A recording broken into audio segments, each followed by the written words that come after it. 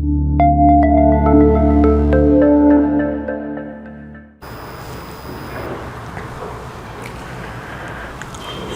મિત્રો, આ વિડીયોની અંદર આપણે ઈમેલ જે છે કે જે આપણે એકબીજાને ઈમેલ શેર કરીએ છીએ એ ઈમેલ વિશે માહિતી મેળવવાની છે. એમસીક્યુ પ્રશ્નો જોઈએ. ઈમેલનો સંપૂર્ણ અર્થ શું થાય? તો મિત્રો, ઇલેક્ટ્રોનિક મેલ એટલે ઈમેલ. ઈમેલ મોકલવા માટે હંમેશા એસએમટીપી પ્રોટોકોલની જરૂર પડે છે. IMAP જે છે એ ઈમેલ રિસીવ કરવા માટે જરૂર પડે છે. આ યાદ રાખવાનું છે, પરીક્ષામાં બહુ પૂછાયું છે. IMAP જે છે ઈમેલ રિસીવ કરવા માટે, જ્યારે મોકલવા માટે SMTP. બરોબર છે? આનું પૂરું નામ પણ યાદ રાખજો, ઇન્ટરનેટ મેસેજ એક્સેસ પ્રોટોકોલ.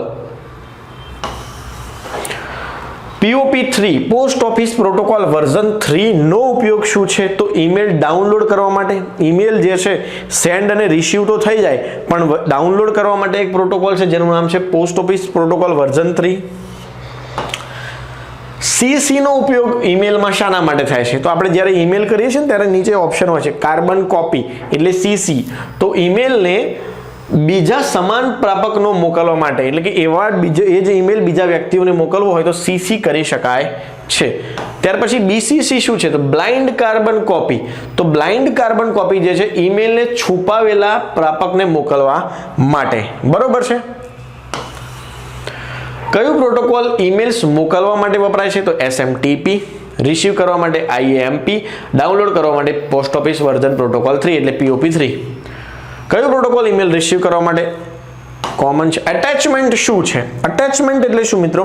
તો આપણે ઈમેલ મોકલતી વખતે કોઈ પણ ફાઇલ, જેમ કે વિડીયો, ઓડિયો, પછી ટેક્સ્ટ ફાઇલ હોય, વિડીયો શું કહેવાય, ઇમેજ ફાઇલ હોય, આવી બધી ફાઇલ, ડોક્યુમેન્ટ ફાઇલ હોય, તો આ બધી ફાઇલ એટેચ કરવા માટે આપણે અટેચમેન્ટ પર ક્લિક કરીને ફાઇલ અટેચ કરીએ છીએ. જ્યાં ઈમેલ સ્ટોર થાય છે તેને શું કહેવામાં આવે છે? તો ઇનબોક્સ કહેવામાં આવે છે.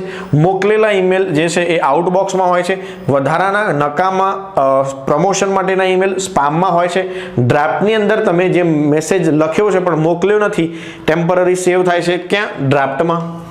સ્પામ ઈમેલ શું છે? તો અનિચ્છનીય ઈમેલ, પ્રમોશન માટેના. ઈમેલ સિગ્નેચરનો ઉપયોગ શા માટે થાય છે? તો ઈમેલ સિગ્નેચરનો ઉપયોગ જે છે મિત્રો, ઈમેલ્સને ઓટોમેટિક અંતમાં વ્યક્તિગત માહિતી ઉમેરવા માટે ઈમેલ સિગ્નેચરનો ઉપયોગ થાય છે. જેમ કે દરેક ઈમેલ કરીએ ને એમાં નીચે લખેલું હોય છે કે આ ઈમેલ સિસ્ટમ જનરેટેડ છે. આ ઈમેલ જે છે એ સિસ્ટમે જનરેટ કર્યો છે, આમાં કોઈ વ્યક્તિગત જનરેટ કરેલો નથી. આવું ઘણા ઈમેલમાં લખેલું હોય છે. અથવા નીચે તમારી કંપનીનું નામ, કોન્ટેક્ટ નંબર, આ ડિફોલ્ટ જતું હોય છે, એને ઈમેલ સિગ્નેચર કહેવાય છે. SMTP જે છે એ કયા પોર્ટ પર કામ કરે છે? તો પોર્ટ 25. જો આવો ડિટેલ સવાલ પૂછાય તો આવડવો જોઈએ. પોર્ટ 25 આ SMTP જે મેલ મોકલવા માટેનો પ્રોટોકોલ જે છે એ કામ કરે છે. ઈમેલમાં રિપ્લાય નો ઉપયોગ શા માટે થાય છે? તો રિપ્લાયનો ઉપયોગ જે છે મિત્રો ઈમેલના તમામ પ્રાપકને જવાબ આપવા માટે, એટલે કે જ્યાંથી ઈમેલ આવ્યો હોય ત્યાં રિપ્લાય કરી શકાય. ઈમેલને સુરક્ષિત બનાવવા કઈ તકનીક વપરાય છે? તો ઈમેલને સુરક્ષિત બનાવવું હોય તો મિત્રો ઈમેલને એન્ક્રિપ્ટ કરીને મોકલવો જોઈએ. સ્પામથી સુરક્ષિત કરવા માટે શું કરવું જોઈએ? ઈમેલને સ્પામથી સુરક્ષિત કરવા માટે સ્પામ ફિલ્ટરનો ઉપયોગ કરી દેવો જોઈએ.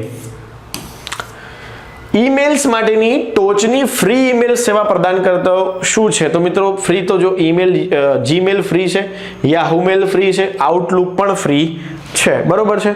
આવા ઘણા બધા છે બીજા કે જે ઈમેલ.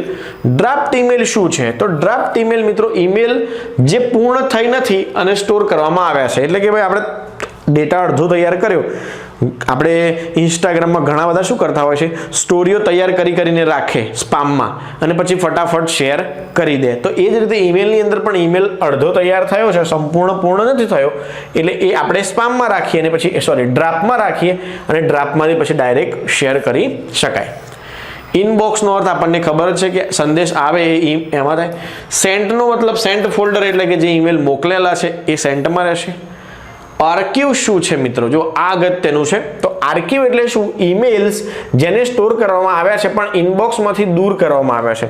આર્કિવની અંદર શું છે, થોડું હિડન હોય, ઇનબોક્સની અંદર કોઈ જોઈ ના જાય, એટલા માટે આર્કિવ કરી રખાય કે ભાઈ અગત્યના છે એટલે અલગ રાખ્યા છે, ઇનબોક્સમાં બધા ભેગા રાખ્યા નથી. ઈમેલ માટે ડ્રાફ્ટ કઈ સ્થિતિ દર્શાવે છે? તો ડ્રાફ્ટ એટલે શું મિત્રો કે ઈમેલ જે કાર્ય પ્રક્રિયામાં છે પણ મોકલવામાં આવેલો નથી. ઈમેલ એડ્રેસનો સામાન્ય બંધારણ શું છે? એટલે કે આમાંથી કયું ઈમેલ એડ્રેસ સાચું છે મિત્રો? તો જુઓ, આપણે જોવા જઈએ ને તો હા, યુઝર નેમ @ડોમેઇન નેમ એટલે કે આપણે કહીએ છીએ ને કે ભાઈ આપણે એસપી કોચિંગ એપ્લિકેશન છે તો spcoaching25@gmail.com આવું ઈમેલ છે, બરોબર છે? તો આ ઈમેલ જે છે એનું ફોર્મેટ આ છે સાચું, @કમ્પલસરી છે, પછી .com આવવું જરૂરી છે. આ હેશ જે છે ના આવે. .in હોય, કોઈ કંપની હોય તો પોતે .in પણ કરી શકે છે. ઈમેલ્સમાં ફોરવર્ડનો ઉપયોગ શા માટે થાય છે? ફોરવર્ડ એટલે શું? જેમ આપણે વોટ્સઅપમાં મેસેજ ફોરવર્ડ કરીએ છીએ એ જ સેમ પદ્ધતિથી ઈમેલ ફોરવર્ડ કરી શકાય છે.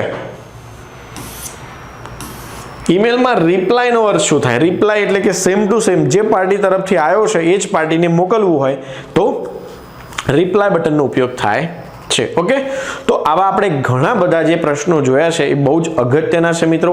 એટલે તમે એક વખત આ પ્રશ્નો ખાસ કરીને જોજો, એનો અભ્યાસ કરજો, અમુક નોટ બનાવાય તો નોટ બનાવજો, જેથી કરીને પરીક્ષામાં જે છે એ તમને આવડે અને તમારો સવાલ જે છે એ ખોટો ન પડે. ઓકે, તો આપણે આશા કરીશું કે તમને આ બધા જ સવાલો પસંદ આવ્યા હશે, અને જો પસંદ આવ્યા હોય તો મિત્રો ચેનલને સબસ્ક્રાઇબ કરવાનું ન ભૂલતા. Okay, all the best.